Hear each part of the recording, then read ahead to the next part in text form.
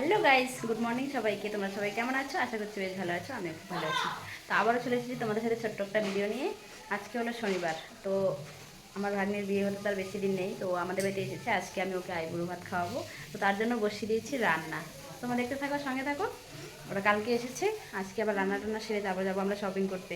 তো চলো, কী কী রান্না হচ্ছে এটা তোমাদের সাথে শেয়ার করবো। আর শেষ পর্যন্ত দেখবে, ভিডিওটাকে কন্টিনিউ করতে থাকো, কেউ স্কিপ করে যেও না। আশা করছি খুব ভালো লাগবে। তো গাইস, আমি এখানে বসিয়ে দিয়েছি রান্না। আর এখানে রান্না হচ্ছে, দেখো, ডাল ভাত হয়ে গিয়েছে, ডাল হয়ে গেছে, আলু পেঁয়াজ কলি ভাজা হয়ে গেছে। এখন এখানে আমি টমেটো চাটনি বানিয়ে নিচ্ছি। আর এখানে আমি মিষ্টি কুমড়ো ভাজা, বেগুন ভাজা কেটে রেখেছি, পাঁপড় ভেজেছি।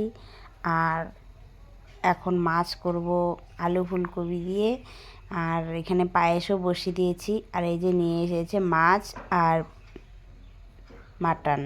তো দেখো, এই দুটো এখন রান্না করব। মাছ আর মাটনটা আনতে অনেকটা লেট হয়ে গেছে, তাই আমার রান্নাটা একটু লেট হয়ে গেল, কারণ বাজারে গিয়েছিল। যাই হোক, রান্না কমপ্লিট করে এখন আমি, দেখো, রাস্তায় এসেছি একটু আড্ডা দেওয়ার জন্য। মানে একটু পরে খাওয়া দাওয়া হবে, তো একটু সবাই রাস্তায় সবাই মিলে এনজয় করছিলাম। দারুণ মজাও হচ্ছিল।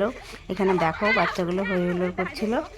তো ফাইনালি আবার চলে গেলাম বাড়িতে। এখন দেওয়া হবে, খাওয়া দাওয়ার মানে আয়োজন করা হবে। এখন ফাইনালি আমি ভাগ্নের জন্য সব কিছু মানে বেড়ে নিচ্ছিলাম। আর এই যে দেখো, এখানে আমি সাজিয়েছি ভাগ্নিকে খাওয়াবো বলে। তো কেমন হয়েছে আমার গোছানোটা অবশ্যই কমেন্ট করো। এখন ফাইনালি আমার ভাগ্নি খাওয়া দাওয়া করতে বসে গিয়েছে। আমরা অনেক ভিডিও ফটোশ্যুট করে নিয়েছি। তো চলো, ভাগ্নি খাওয়া দাওয়া করুক, আর আবার দেখা হচ্ছে তোমাদের সাথে নেক্সট ভিডিওতে। Tata, bye bye. ভাগ্নির আইবুড়ো ভাত থেকে বিয়ে পর্যন্ত সব ভিডিও আসবে।